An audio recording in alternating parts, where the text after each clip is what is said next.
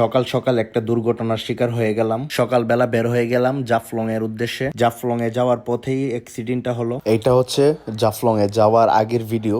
আমরা কিভাবে অ্যাক্সিডেন্টটা করলাম চলেন আপনাদেরকে দেখিয়ে আনি। এই যে দেখতে পারতেছেন ছোট একটা নদী, এটা পার হতে হবে এবং এইটা হচ্ছে উপরে সিঁড়ি, এই সিঁড়িটা হচ্ছে নামতে হবে এবং উঠতে হবে। যাওয়ার সময় আমরা উঠেছিলাম এবং আসার সময় এটা আমরা নামতেছি। এত বড় সিঁড়ি আর এই ডাউনটা হচ্ছে নামতে হবে। ওঠার সময় হচ্ছে দুর্ঘটনা ঘটে, আল্লাহর রহমতে বেঁচে গেছি আমরা। আর এইটা হচ্ছে নামার সময় ভিডিও, মানে যাওয়ার সময় ভিডিও। ভাবলাম আপনাদের সাথে এটা শেয়ার করি। সব বাধা অতিক্রম করে আল্লাহর রহমতে রওনা দিয়ে দিলাম জাফলং এর উদ্দেশ্যে। আর এখন আমরা চলে আসছি জাফলং এ।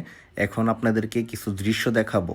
যারা দৃশ্যপ্রেমিক তারা হচ্ছে এটা উপভোগ করতে পারবেন। আল্লাহর সৃষ্টি কতই না সুন্দর, দেখার মতো। আমরা এখন সিঁড়ি দিয়ে চলে যাচ্ছি নিচে, কিন্তু আপনারা উপর থেকে যে দৃশ্যটা দেখতে পারবেন, সুবহানাল্লাহ, এত সুন্দর, মাশাআল্লাহ, বলার মতো না। আমাদের সাথে দুর্ঘটনা ঘটার পর আমরা বেশি সময় এখানে থাকতে পারি নাই, সন্ধ্যা হয়ে যাচ্ছিল, মানে বিকাল টাইমের শেষ দিকে আর কি। তাই উপর থেকে কয়েকটা ভিডিও নিছি, যেহেতু ব্লগ বানাবো আপনাদের সাথে শেয়ার করার জন্য।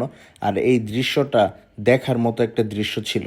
আর জাফলং তো অনেক সুন্দর একটা জায়গা, যারা গেছেন তারা অবশ্যই কমেন্টস করবেন। আর জাফলং হচ্ছে পানির মধ্যে পাথর, সাইড দিয়ে হচ্ছে পাহাড়, সুন্দর সুন্দর দৃশ্য। আমি বলি কি জানেন, যারা ডিপ্রেশনে থাকে বা মন খারাপ তারা ঘুরতে যান, আপনাদের মন ভালো হয়ে যাবে, প্রকৃতির প্রেমে পড়ে যাবেন। তো সুন্দর দৃশ্য দেখলে আসলে মাইন্ডই ফ্রেশ হয়ে যায়। আরেকটা মজার ব্যাপার হচ্ছে আপনারা এইখানে চকলেট পাবেন, চশমা পাবেন, আর অনেক কিছু পাবেন। সবগুলো হচ্ছে একবারে লো প্রাইজে পাবেন, কারণ ওরা ইন্ডিয়া থেকে একবারে সস্তা কিনে আনে এবং বাংলাদেশে এটা হচ্ছে সেল করে।